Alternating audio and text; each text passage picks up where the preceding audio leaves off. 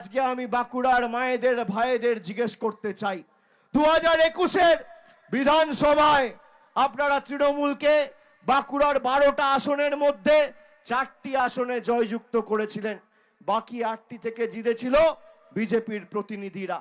2024-এর লোকসভায় 4 বেড়ে আমাদের 6 হয়েছে। এখন তৃণমূল 6 আর বিজেপি 6। বিষ্ণুপুর লোকসভার একটা আসন পড়ে খণ্ডঘোষে, আর বাঁকুড়া লোকসভার একটা আসন পড়ে পুরুলিয়ার রঘুনাথপুরে। তাহলে একদিকে বিষ্ণুপুরকে 6 মারতে হবে, আর একদিকে বাঁকুড়াকে 6 মেরে, দুটো 6 মেরে 12-0 তৃণমূল কংগ্রেসের পক্ষে আগামী দিন করতে হবে।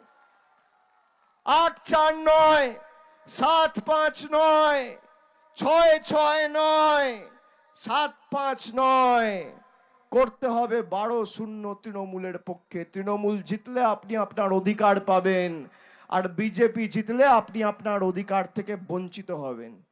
তৃণমূল জিতলে দুমুঠো ভাত, আর বিজেপি জিতলে ধর্মে ধর্মে আঘাত।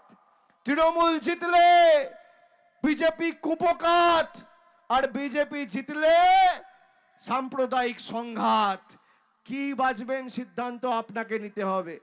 তৃণমূল জিতলে দুয়ারে রেশন, আর মোদি জিতলে দুয়ারে ভাষণ।